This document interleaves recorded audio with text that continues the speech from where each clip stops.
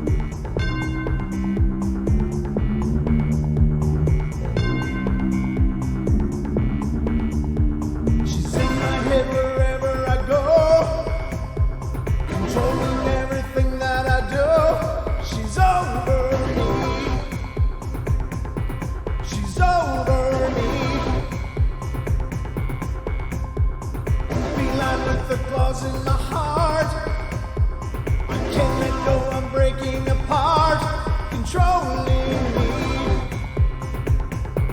controlling me.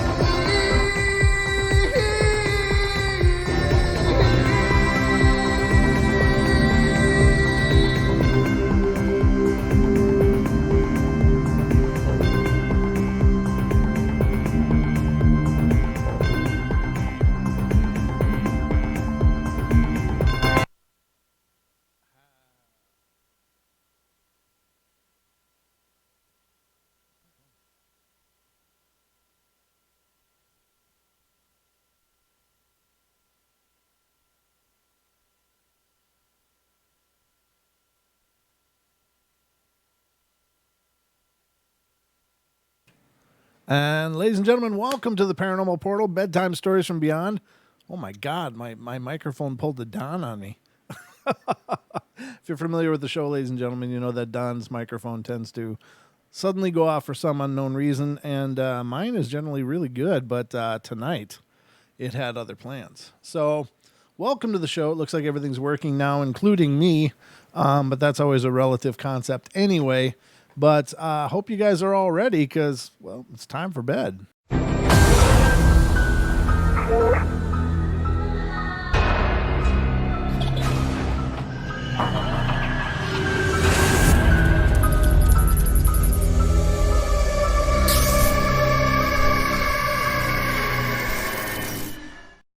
All right, ladies and gentlemen, welcome to the Bedtime Stories from Beyond.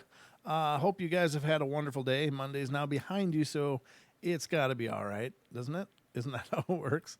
Monday, once you drag Monday out and hide the body, then you can get on to Tuesday. And no, I'm just kidding. But welcome to the show, everybody. I see a new name in here, and I just wanted to officially welcome you to the show. And it's Huntress of the Unknown. Welcome to the show. Good to see you. I've never seen your name in here before, but I'm always pleased when new people stumble in and find the show however you found it. But I'm really thrilled you're here, and I hope you enjoy the presentation now that my microphone is working. I don't know what the hell that was all about, but you're going to, there's never a dull moment here on the show. Yeah, I'm going to pantomime. I'm going to pull in the rope. Yeah. No, I don't mime usually, but I don't know. I was going to have to do it in sign language or something. The microphone just went dead. So, but again, that's always happens to Dawn, not me. However, every once in a great while, it'll happen to me too. Now, the board I'm using isn't necessarily brand new, but it's a nice board. And for it to work flawless, absolutely flawless, 99.9% of the time for me, and then that 0.1%, it just decides to poop the bed. I don't know why that is, but it seems to be all together now, so I've got a bunch of fun-filled ghost stories and encounters for you to go over tonight. If you want to be a part of the show, you've got something to share, some kind of paranormal activity in your own life or experience of someone that you know near and dear to you, please, by all means, call in. The phone number is 720-923-0945. 0500. Again, 720-923-0500. But I'm going to start it off right off the bat here with our first encounter story right off the presses here. And this one's coming from Indiana, ladies and gentlemen. And it says, when we moved from the house in Goshen to one in Elkhart, my mother and father watched me all the time. It was like they were waiting to see if anything weird would happen here as well. Now, the author of this encounter had another one prior to this, but we reread that a while ago, so it may be a bit disjointed for you. But basically, they're referring to having a continuation of events in a new home. So I got to pick out which room I wanted, and I picked the biggest one, of course, but it was also the coldest one. We couldn't do a thing to get it warm. Even in the summertime, it was cool and cold. My brother was just a couple of months old, and I thought he was mine. I wanted to do everything for him, even though I was young. I would take him in my room to play when my mom was upstairs, and he would play for a little bit, but if he got too close to the closet, he would cry and act like I was beating him. Mom always took him away, saying I had to be nice. We would just be playing, and I didn't know why he would cry. Mom and Dad slept across the hall with my brother, and his room was down the hall, but he was too little to sleep there alone. Because the top of the stairs had no railing, they were afraid he would fall down them if he was looking for Dad. So when it was time to go to bed, I started to hear gunshots, two right after the other, and they came out of the closet. Then would come a horrible, long sound that was like a cry and a moan at the same time. And it would last for a couple of minutes and then just stop. I would go check it out and from behind a door, but never saw anything. Soon a boy would start to visit me. First, I was sleeping, and I told my mom about him only because the back of his head was gone.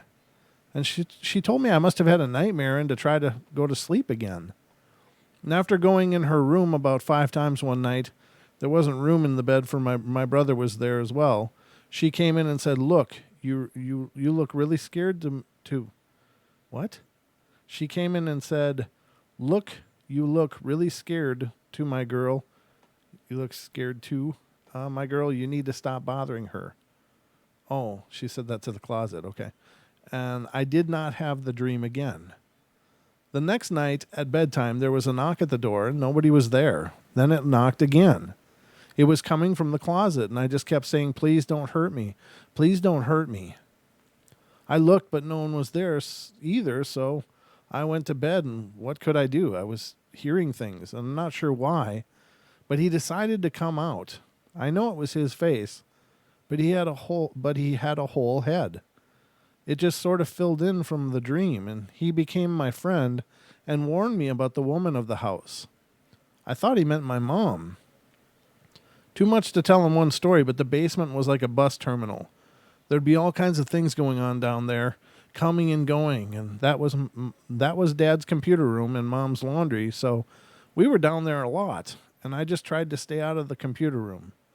There was a mirror on the back of the bathroom door that you could see a woman in when it was all foggy from a shower, and she was strange, though. She would sort of change her features when she would look at you, and she was like a guy dressed up as a girl for Halloween or something. Mom actually talked to her in the mirror, and she wrote back through the mirror. People got sick in that house a lot, and that's when Mom found Brenda and her husband at work. And they are pagan and are healers of their clan. We did a couple of outings with them, and Mom spent a long time studying with Brenda to get rid of what was in her house. Brenda brought 2 friends over, and we did a cleansing like I've never seen before, and it was scary. The things I saw didn't go away, though. They just hid. If anyone would like to hear these other stories, I'll tell them too, but I'm trying to find out why they keep coming to me. If anybody has any ideas, I'd be happy to listen to them. Way too many things happen around me, and no one will spend the night. I want to have friends come over. This child is probably a sensitive.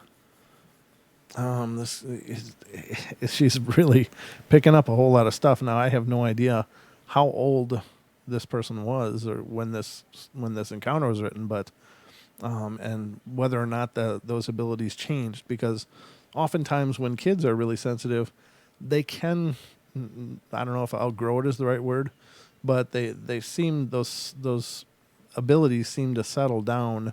Some get stronger, some get even more strong. And I think it has a lot to do with the type of atmosphere people live in. So if you have a sensitive child and you encourage that and nurture that, it will grow stronger. If you tell your kid, no, they're seeing things, it's just a bad dream, it's your imagination, then you're pounding that away from them and closing those doors in their head, because you're basically telling them, don't believe whatever it is you're seeing because you're wrong. Now, that's something I cover all the time on the show, and the only reason I'm bringing it up now is because every once in a while we get new listeners, so I just have to repeat myself a little bit, because I think it's important. I think that children should be listened to. You should pay attention to those things, because kids really do see things a lot sooner than us adults do. So if you get creepy vibes in your house and your kid's talking about the toys moving, pay attention. All right, so very wild story. But the next one is also from Indiana. And it says, on Thanksgiving this year, we decided to celebrate at our home. And we lost my father-in-law earlier this month to lung cancer, so we were not ready for the free-for-all that most of our family gatherings seem to become. We decided that we would hold Dad's celebration of life on this day, and we didn't want all the extra noise and hassle that a multitude of people can create, so we invited only my husband's aunt and her son, whom I will call Don. My husband's aunt had to work, so we were down to one guest, but that was fine. It was time for us to start our own traditions, but we're not yet comfortable with the idea, and he was our buffer. Don brought along his new digital camera and 3 brand new memory chips, and we were going to christen this camera properly. All day long, our 4-year-old son ran around with his imaginary friends. He entertained, set 3 extra places at his table, ate with them, and played in his room with them, while impatiently awaiting the time for the celebration of life ceremony. We chose Thanksgiving Day, as we do have so much to be thankful for. Thankful that he's no longer struggling for breath. Thankful that a walk to the mailbox no longer will cause us alarm. Thankful that he now has the opportunity to rekindle old friendships and possible a few friendly wars too. Oh, okay. Thankfully, also that the great spirit rode up on his magnificent white steed and led him to the land of many summers. Periodically, though, throughout the day, Don would snap off photos of our children, and his son had spent the holiday with his ex-wife, so he was feeling lost without him and filled the downtime with our children. The traditional after-turkey nap was replaced with photo shoots all over the house and yard, and the kids loved it. Well, at one point, the 15-year-old would have enjoyed a nap, but Don was not going to let that happen. When it was time for the celebration of life, we headed outside, as Dad loved a good campfire, and we built a huge bonfire in our fire pit. I won't go into the details of the ceremony, as it turned rather lengthy, and soon the sun was setting, and we were all privately saying our personal farewells to this man who graced our presence for too short of time. I looked over to where my son was playing by the fire pit, and all I could do was watch him. We all heard him say, "Please don't go yet." I caught my breath. I'd been waiting for a visit from my father-in-law since his passing, and I was waiting to hear my son say, "Papa." He never did. Instead, he reached up his arms and simply said, "Hugs." And that was his way of asking for a hug when his emotions overwhelm him and he's on the verge of tears. I'm not going to lie, I did not see a thing. I looked. Don, however, saw the opportunity of a snapshot to rival JFK Jr.'s final salute to his dad and took some photos. What we got was interesting. Near the top left-hand corner, in a direct line from my son's upreached arms, was a faint orb. He seemed so happy. I did not know what this was. I do not know that this was his Papa's spirit who had come to join us on Thanksgiving. I do not know whose spirit it may have been or even if it was one. What I do know is the pure joy on the face of my son as he lowered his arms, turned his face forward, and waved goodbye. We had a few more interesting photos that day also. In one, a wisp of something can be seen immediately behind my daughter's head. In another, there's a type of fog on an otherwise very clear night over the love seat that used to be Dad's favorite outside chair. I'd like to say that Dad joined us in this celebration of life, but the truth is I don't know. What do these photos show? And I don't know because they didn't include them, so so we don't know what they showed, but we'll just have to trust that there was some anomalies captured. But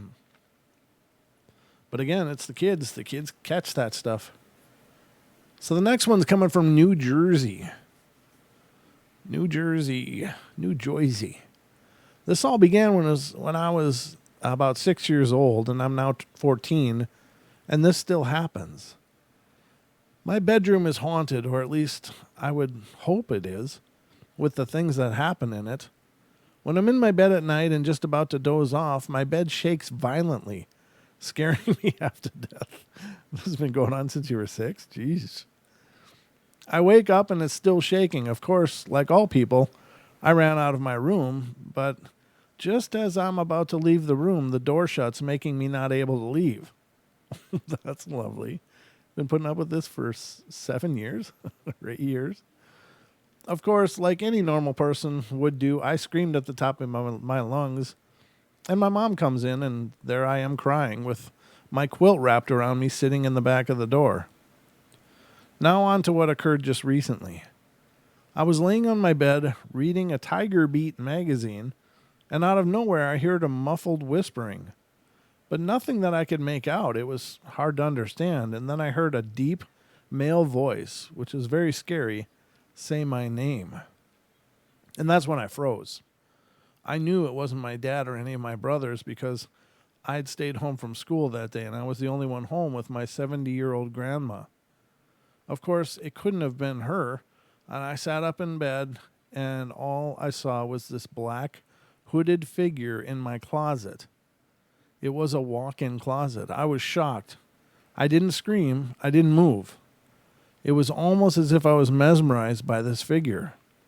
I felt warm tears falling down my cheeks, although I didn't do anything. It was like I was in a trance. And then it disappeared in thin air. And that's when I ran downstairs and told my grandma everything. And of course, like all grandmas, she tells me it must have been my imagination. And believe me, it wasn't. Later that night, which was recently, Friday night, the 23rd of November, I refused to sleep in my own room. But my parents made me, and I was so upset and scared to be in my room alone.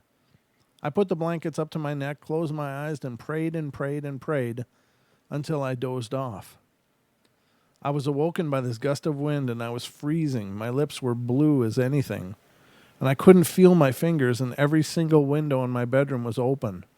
They were wide open to the point where you can't open them anymore. Mind you, it's in the middle of winter, and that night it was probably the coldest night of winter so far. I got up and closed the windows and went back to my bed. I faced the windows to see if whatever was making them open would dare to open them in my view, and to my luck, the windows opened slowly, one by one. I was in shock once again because I didn't see anything, but the crucifix between both windows was turned upside down. I started to cry because I now thought I was dealing with something demonic. Now it's pretty quiet, but every now and then I hear footsteps coming by my bedroom door, and they stop by my door, leaving 2 feet shadows on the bottom, which are clearly visible to see.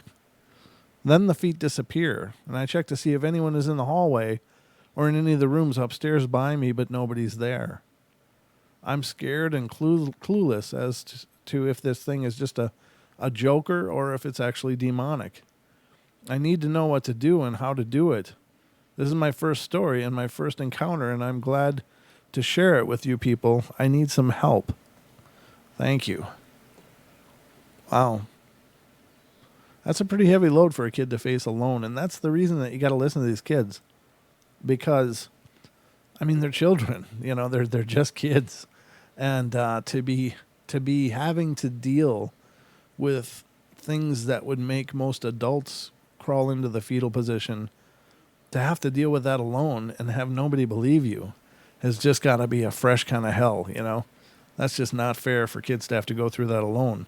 Even if you don't have room in your paradigm for it, at least listen to them and talk to them and help them understand as much as you can. Or if you can't, find them somebody who can help them understand. That's horrible.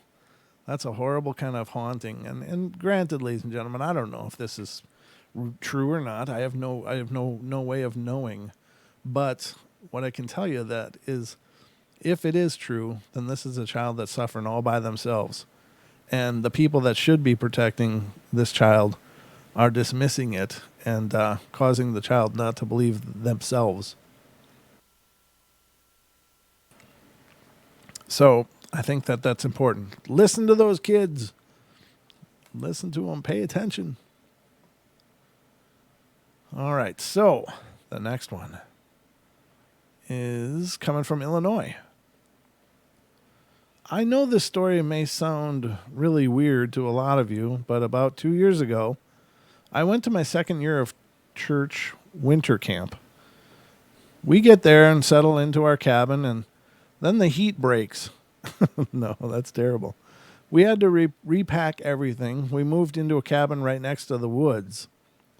It was really dark out and looked scary at the camp, just so you know, the camp's name is Phantom Ranch. Wow. They should have called it Devil's Fingers or something. It's like, really, a church camp called Phantom Ranch? What kind of church is this? The name just scares the crap out of me, and we were waiting we were walking to the night chapel. Chapel is like church. Yes, it is. My friend sees footprints leading right into the woods. She didn't say anything, and we got back to the chapel. She noticed that the footprints were actually gone. She still didn't say anything. That night when we went to bed, I heard something knocking on the window. Then I heard what sounded like someone hammering on the side of the cabin. God, that sounds an awful lot like a Sasquatch kind of thing. And just so you know, it was at least 1 a.m, so I don't think it could have been the boys trying to scare us. The boys' cabin was up a huge hill, and they were probably sleeping. Then all of a sudden, I heard the door open and close. I look over to the door and see nothing. I was totally freaked out now, and I knew it couldn't have been the boys because I would have seen them outside when the door opened. I thought it opened. It didn't. I just heard the noise. At this point, I didn't know if I was the only one hearing the noise or if other people were too. I finally fell asleep, and when I woke up, my friend that saw the footprints asked me if I heard anything last night, and I said that I did. She then told me that she saw footprints last night, and when we came back from chapel, they were gone. And the weird thing is that it didn't snow last night at all. The next night, the same thing happened. The next year, the boys had the cabin, and we asked them if they had heard anything like knocking on the windows or doors open, and they said that they had. So if you think you know what it might be in the cabin, then tell me. I want to tell you, I don't go to that camp anymore. You don't go to Phantom Ranch? Well, at least it's true to its name. I don't know, but it does. It sounds like some kind of Sasquatch activity, really. The tapping on windows, the slapping on the side of the building. That's pretty classic Sasquatch behavior. Very bizarre, though. I see Duke's in there. Hey, Duke, good to see you. And Bill and Nick and Dee and Elaine. And let's see, Bigfoot Michigan Rob, good to see you. I guess I should go through the participants if it works. So I got Bigfoot Michigan Rob, Bill Howes, Brian the Duke Sullivan, Dee Swiger, Elaine Clifford, Gentry Coda, Lewis, Nicholas, Orange County Girl, and myself. Now, obviously that's not the entirety of our participants, but that's all that's showing up right now. So DH says, hey guys, good to see you. Good to see you, D. I said you. I did say Orange County girl. I gotcha. And Aussie, good to see you. Yeah, that's right. I talked to you before. And Duck Sauce, yep. And Danielle, good to see you. Brent, we were talking about mountain giant research vehicles. Is that a tank? I think that's about the only thing that would qualify as a mountain giant research vehicle would be a tank, Duke. Oh, man. I don't know. Oh, that's pretty funny. You are special. There's no question. You always have my validation, Orange County girl. Always. So, let's go to Nebraska and see what's going on there. Hey, Stacy, good to see you. Did you just get in, or are you just now talking? I don't know if my cousin Paul and Melissa are listening, but if you are, good to hear you. Good to see you. Hope you're enjoying the show. I don't hear or see you, but the point is that maybe you'll say hi. All right. Oh, my God. I just inhaled something. I go better. All right. Let's see what's next. Nebraska. Don't see a lot of Nebraska popping up in our encounter stories, so it's nice when it does. Not that there's anything wrong with the states that do pop up all the time, like Ohio. But Nebraska comes up once in a great while, so let's see what's going on there. Oh, this person's already submitted other stories. Okay, so it starts out, it says, in some of my other stories, I've indicated that things happen to me pretty much as long as I can remember, and that have something to do with the paranormal. Well, that's kind of fitting. When I was a child, I was told not to let my imagination run away with me. See, this is a theme tonight. Honest to God, ladies and gentlemen, I don't plan these shows out like this, but there's a theme tonight. The theme tonight is obviously trust your kids. Talk to your kids about the things they're seeing. But it's coming up in every freaking story. So let's see. Not to let my imagination run away with me, that I needed to stop playing with my imaginary friends, and that I shouldn't tell stories that weren't true. Wow, that's like bad advice 101. I'm not sure how a grown see-through man in your closet talking to you, smile and simply vanish isn't true, but you get the gist. As a teenager, I was called a flake, told not to make up lies, and invariably learned to keep my experiences to myself. As I grew into an adult, I realized that these occurrences are not and was not my imagination. Good for you. I'm glad you were able to hold on to that. I have also learned that there is a select few that I can share these occurrences with, and this is one avenue that I can share with. One of the many occurrences that keep coming to mind happened when I was about 16 years old. My mom's dad, the very best grandpa a girl could hope for, had a stroke. He had worked hard his entire life and woke up one morning and could not vocalize his thoughts. We took him to the ER and they ran tests and determined he had had a major stroke. He was hospitalized for about 3 weeks, and during that time, he continued to have mini strokes, as they called them, and I was devastated. Grandpa was my rock, my anchor, and I loved him dearly. We were nearly inseparable as I grew up, and I was his angel, and he is my hero. We tried to bring him home with us after he left the hospital, but unfortunately the medical care he required soon got ahead of us, and we realized that he would need around-the-clock assistance, and he was then admitted to a nursing home facility here in Omaha. Grandpa had gone into his own world, and he didn't recognize any of us, nor did he seem to have any idea of what was going on around him. My mom had an extremely difficult time visiting him because, well, as I had said, he was a rock of stability before this happened. I continued to visit him regularly, and I was determined that one day he would simply snap out of it and be the same person he had been. After visiting many months and seeing no change, I became angry and depressed because all of my dreams for him had not happened. We, my mom, sister, and I were living in an upstairs duplex apartment of a South Omaha home, and I went home that Saturday and stomped up the stairs mad at the world and determined that everything in life was horrible.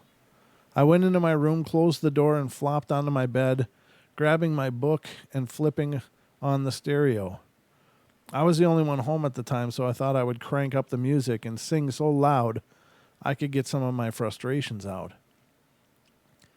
I had my paperback book open in my hands, reading and singing, and all of a sudden, my book was knocked out of my hand and sent flying across the room. I didn't drop it. It went sailing. I sat there for a minute staring at the place where the book landed, in awe but still angry. I got up and picked up the book and went back to the bed, and as I sat down, my stereo turned off. I tried to turn it back on, but it wouldn't work. I checked the lights to see if a fuse had blown or something, but the only thing not working was the stereo. Okay, I decided I would read without the music. I sat on the bed and began reading. I looked up as I heard a creak near the door, like the floorboard creaking when you walk across, and there was a woman with short, curly, dark hair, beautiful light olive complexion, a bit on the full figure side, smiling at me, and she looked very familiar, yet I wasn't sure who she was. I sat there not able to speak, not knowing what to do. She looked at me and said, "Your grandpa did not mean for any of this to happen. He only wanted to work, stay happy, and care about his grandbabies. This was an unfortunate incident, and there is nothing that can be done and nothing to be angry about. He's still around because his will does not allow him to do otherwise. So knock it off and tell him you love him and get on with your life." She smiled again at me, and I looked to the ground and then back up at the woman, ready to ask who she was and how did she know so much about my family. But she was gone. The door had not opened. There was no other way in or out of the room. She was simply gone. My stereo then resumed playing. All the rest of that day and Sunday, I thought about what she had said, mulling it over in my mind. And as I went through the hallway Sunday evening, I looked up at some family portraits on the wall. There was a lovely picture of my Aunt Linda in her younger years, as a young woman. She had passed on in childbirth when I was 7 years old, and Aunt Linda was a young woman, was the woman that had chastised me lovingly in my room the day before. I did try to take her advice to heart. Grandpa did not recover. He carried on for another couple of years before he was at peace and joined the rest of the family. I continued to visit him regularly, and my love and respect for him never faltered and never will. Wow, that's a beautiful story.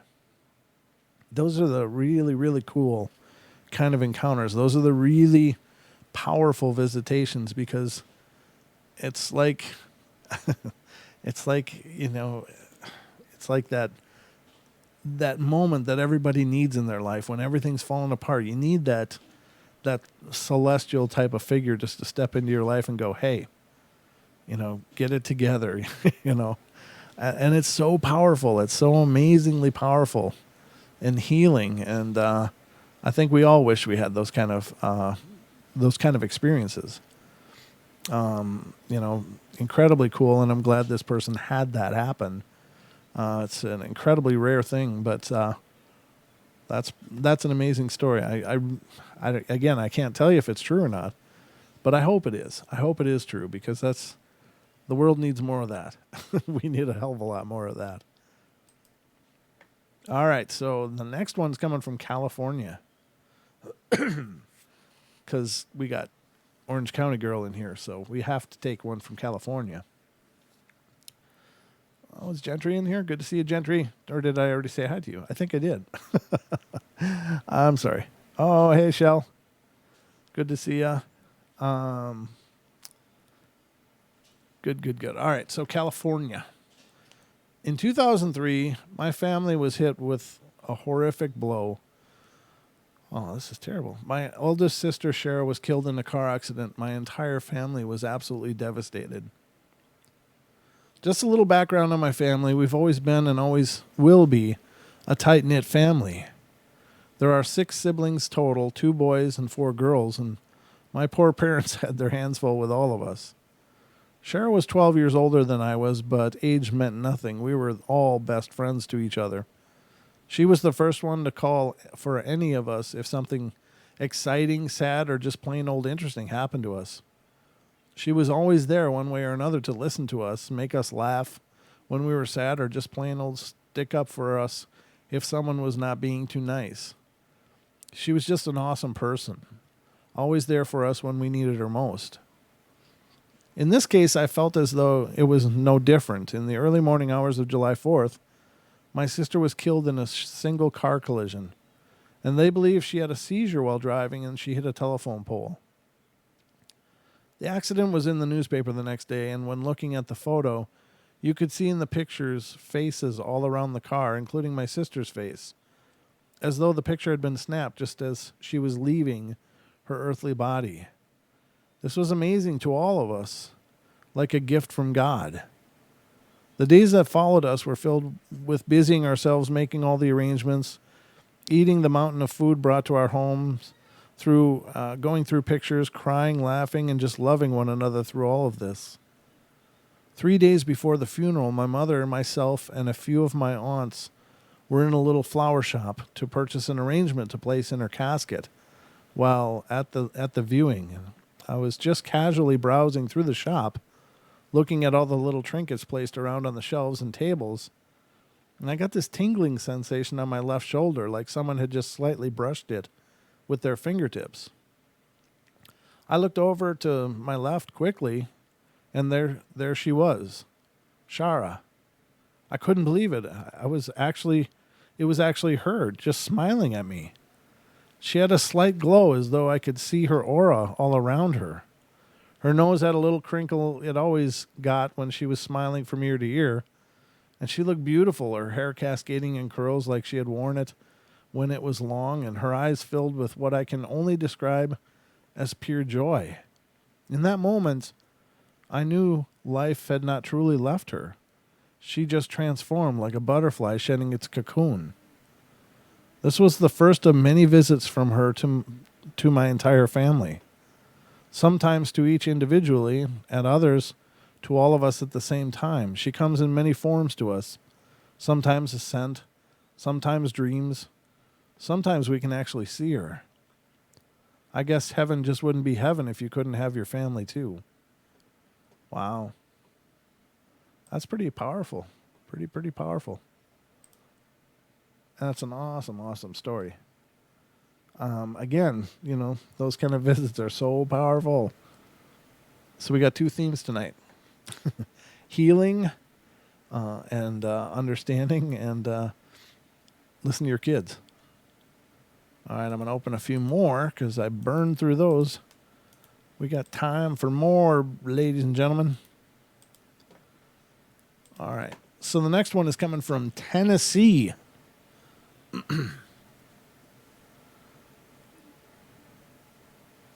Oh, good night, Shell. Hope everything's well. All right. So my older brother, Earl, not his real name, joined the Air Force right after he graduated high school, and he graduated in 1970. He had been in the service for about a year, so this would have happened in late 71 or early 72. I was lying in bed late one night when I heard the stair door open and someone coming up the stairs, and I then heard footfalls cross the room, and the light came on, and I heard someone sit down on my brother Earl's old bed.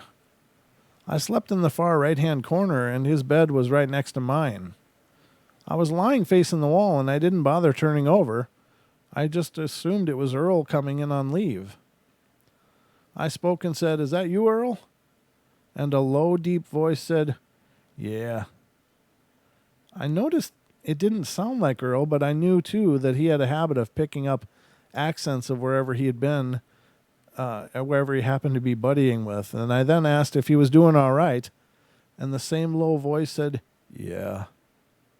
I then said, "Well, I'm tired, and it sounds like you are, too, so I'll talk to you in the morning, okay?" And I got an okay back. All this time I had my back turned facing the wall, and I don't know why I didn't turn and face him face to face.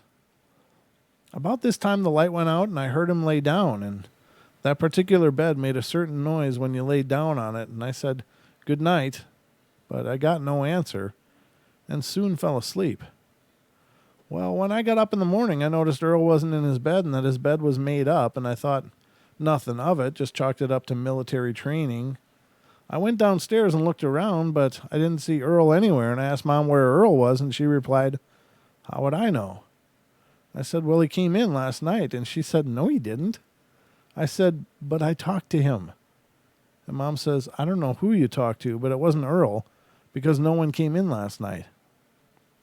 Mom and Dad assured me that I must have been dreaming. I agreed, but I really did know better, so I talked to someone that night. Was I dreaming? Yeah, I could have been, but I don't think so. Could it have been my imagination? Could it have been?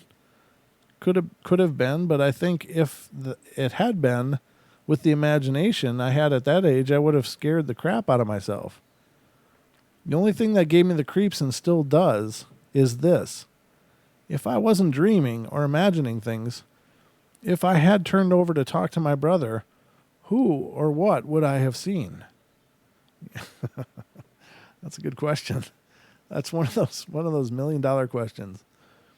It's sometimes it's hard to look because it's startling and it's really freaky, but at the same time, don't you want to know?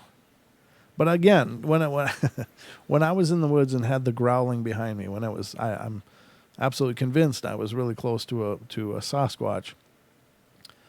I couldn't make myself turn around. I just thought for sure whatever was making that noise was about to kill me. And I didn't want to know what it looked like. I just didn't want to know because I thought I was going to be dying in the next instant. So I couldn't turn. I didn't want to see it coming. It was just like, okay, it's the whole fight or flight thing. And if you can't fight, the only thing left is flight. So that's what we did. And I never did look around. And I wonder what would I have seen if I had turned around. But in my mind, I don't know, because those are the kinds of things you just can't unsee. You can't forget after you see something. And maybe I wouldn't have seen it. I don't know where it was exactly. I know it was pretty close to right behind me, but there was a lot of foliage and rocks around, so I don't know how close it would have been. But yeah, I understand that feeling though. But this person wasn't afraid. They just thought it was their brother. All right, the next one is coming from New York. I have gotten sleep paralysis on a few occasions since I've been at college, but the one experience I'm going to write about is one that confuses me the most. I'd stayed up all night to do a paper or something, but from 9 to 9:30 in the morning, I took a nap on my bed face down. I had my arms above my head with my hands face down. I think palm down for your hands, but anyway, all of a sudden I felt the sleep paralysis starting, and since I had read about it online a few times by then, I decided to just relax and see if it ended by itself. Well, by then it felt like I was moving backwards towards the foot of the bed. I could distinctly feel my comforter moving underneath my hands. It was like I was on a treadmill, because even though I was moving backwards, I was actually not moving at all. The bed was moving. And then when it wasn't stopping, I just tried to move my fingers until it finally stopped. Then I sensed something over my right shoulder but far away in the upper corner of the room. But when I looked, there was nothing there. Can anyone help me understand this? It's probably the weirdest, scariest experience I've had relating to sleep paralysis, or OBE. And I think the next time I had something weird like this happen to me, I was just floating over my bed near the ceiling, which wasn't really that scary at all. Yeah, it does sound like this person is projecting spontaneously. And the first time I ever felt something like this happen to me was my freshman year, and there was a scary evil man or something else laying next to me in bed. I saw his face, though, and it wasn't a human face, but that was in a different dorm room, and it was the only time I ever saw something. That first experience could have been a dream. I have no idea.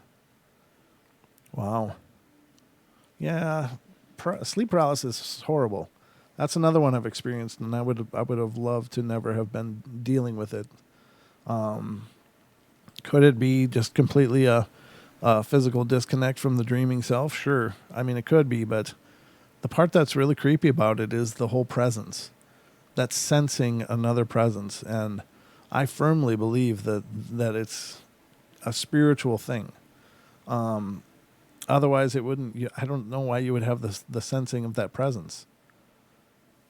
I think that we human beings, and maybe it's a genetic memory from way, way back when we were foraging and scraping a living off the earth, but we became really highly tuned to picking up when we're being watched or when there's another presence nearby.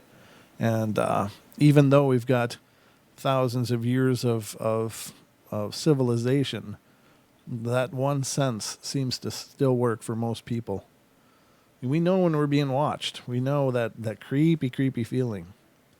And I think that's just some survival mechanism that was built into us and caused us maybe to make it, because we didn't make it on our physical prowess, that's for sure. The only reason we crawled out of the soup successfully was because, we have maybe some extra sense, or maybe we were machined. The whole idea that people were created, and I don't mean religiously, although that's a possibility as well. I'm not discounting that. But there's the idea that people were, manufactured for a slave race. I don't know. Maybe. I don't know. There's so many options on the table. And I don't know where I'm going with that. But that whole sense of having that presence there, or that feeling of being watched, I really think that that's some kind of old memory from when we were just learning to survive. So, because everything was bigger, stronger, and faster than us. If it wasn't for things like that, I don't know how we would have made it. Physically speaking, we are not very high on the whole scale. We're pretty low. We're like on just this side of turtles, I think. So, Illinois is next. My grandmother was sick throughout my entire life. Having suffered rheumatic fever as a child, she never really fully recovered. And it seemed every year a new malady was added to her list of medical conditions, and every Christmas, people would say, we have to make Christmas special. This will be Mother's last Christmas. But from the age of 4, I would always say, Grandma's not going to die. She won't die until she sees my firstborn. When my son was born, Grandma couldn't see because of cataracts, and that was okay with me. If she couldn't see, she couldn't die. And at this time, I lived 60 miles away and didn't see my grandmother often. But when I did, I would place my son in her lap, and she would play with his hair. During one of the visits, she said, "Oh my God, he looks just like your father." This really upset me because no one ever told me she could see. The next morning, I heard my 7-month-old playing in his crib, and it was early for him to be up, and he was laughing like I never heard him laugh before. And I went in there to see what he was so amused with, and there stood my grandmother. She was beautiful and healthy. Her body wasn't crippled up, and she was young. She looked at me and said, "Goodbye, Pumpkin." And then the phone rang. She said, "That's your mother. Tell her I always loved her." And then she was gone. I picked up the phone and said, "Hi, Mom," before she said anything. She then told me grandmother had died, and I told her I already knew that. And then I relayed the message, and this made my mother cry, as my grandmother had never said those words to my mother. It's not that my grandmother never told anyone she loved them, she just didn't tell my mother. In her family, my mother had been the one child singled out for abuse, and she hadn't lived a very happy life. It was the closure my mom needed, and she now knows that she was loved. Although it took me many years to come to terms with her death, for the longest time I believe she died because of me. If I wouldn't have brought my son to visit her, she wouldn't have seen him, and she wouldn't have died. But I now realize it wasn't my fault. It was just her time. Yeah, it's tough. I mean, it's tough. Everybody's got a time. We've all got a predetermined time, I'm sure. When it just won't matter and the clock runs out, it runs out. But all we can do is roll with it. Massachusetts is next. How are we doing for time? Let me see how we're doing. Oh, this will be perfect. One more, and that'll be about the show. How long is this one? No, it's not too bad. It's about a 5-minute story. So, all right. I know there's life after death. I know that there are spirits. And I believe if you're receptive, things will happen. It's a beautiful thing, and I only wish it would happen more often to me. I've always been fascinated with anything of a spiritual nature, and I've dabbled with astral projection, had some great luck with a Ouija board, and have had dreams that feel like visits. I've had those too. Those are great. I lost my mom 12 years ago when I was only 26 years old from a very aggressive brain tumor that did kill her 3 weeks after her first symptom. We were really very close, like sisters, and when she passed away, I really did suffer greatly. I still cry in my sleep sometimes. She was only 48 years old, and because I lost my dad at 15, I felt very much like an orphan when she left me. I totally relied on her for support in every way. Mom died in March that year, and our first Christmas without her, I went home for the holidays to spend Christmas Eve with my grandmother, my mom's mom, and before I went to her house, I stopped at the cemetery to visit my mom's grave.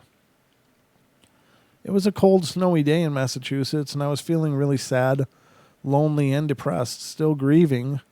I stood at her graveside and told Mom how much I missed her and how much I needed to know she was watching over me. I asked her if she could give me a sign or let me just see her one more time. I really needed that.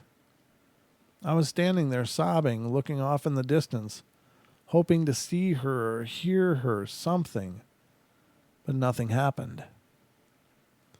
I got in the car and drove down the road to my grandmother's, and it was early afternoon, and we didn't need to be at my uncle's house for a few more hours, so I laid down in the bed and rested while my grandmother sat on the couch and in the same room, and we were both having a tough time, being the first Christmas without her, but neither of us wanted to talk about it.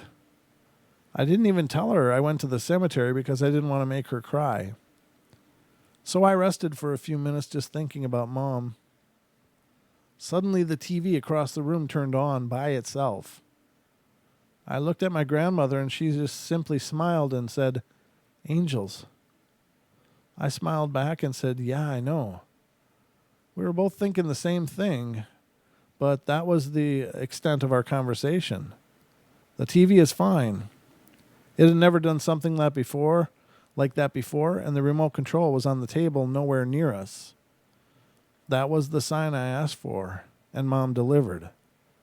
I felt very special, and it had a soothing effect on me for the rest of the Christmas season. This may not sound all that profound, but it really did have a huge impact on me.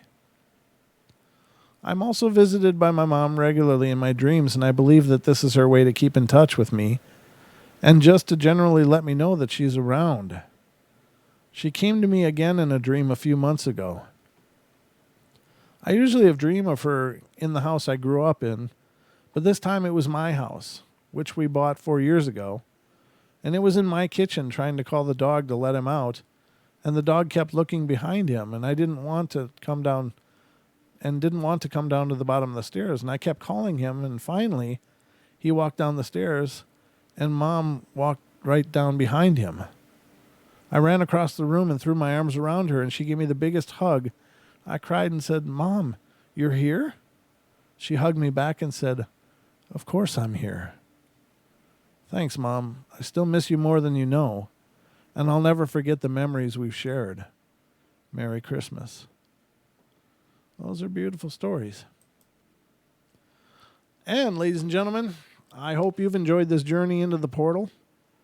I think it's a pretty cool night. I mean, it's just really heartfelt stories. It's nothing really scary or spooky. Those are, I mean, honestly, the positive ones are, I think, I think they're, the positive ones are the cool ones. They're wonderful. So I hope you enjoyed the journey tonight through the portal, and thank you guys so much for all of the love and attention and support you guys have given us. Remember, we do have a podcast if you're not familiar with it. Oh, thank you, Lisa. We have a podcast if you're not familiar with it. Look on Pandora, iHeartRadio, what's some other ones? iTunes, Google Play, Castbox. Those are some. I mean, we're on tons of platforms, and I can't name them all, but look wherever you can find podcasts. Do a search for Paranormal Portal, and you can find our show. Today's show was actually a second edition of listener stories that have been submitted to the portal, and that was out today. So if you check it out, that'd be great. What else? We've got some things coming up this weekend. Don's going to be manning the helm of the USS Portal over the weekend. So on Friday, Saturday night, Don's going to be taking care of business here on the portal. So it should be a great time, and I'm really looking forward to him, putting on shows. I think he's going to do a wonderful job. So I hope you guys will tune in Friday and Saturday night for the 2-hour shows. He and I will be together, of course, on Wednesday for the 2-hour show, but I'll be back again tomorrow for the bedtime stories. Be sure to check out the Teespring site, if you would, teespring.com/stores/paranormal-portal. And you can see some of the gear we got available, and it would certainly help to support all of our many endeavors we're trying to accomplish with the show. We've got a lot of things we want to do, but unfortunately, it's tough to manage manage the resources to do them. So however you guys can help, you can get some cool shirts and stuff, mugs, phone cases, there's stickers, there's a whole different range of prices, and there's even some cool leggings for the ladies. I think they're cool because they say Paranormal Portal on them. I don't know.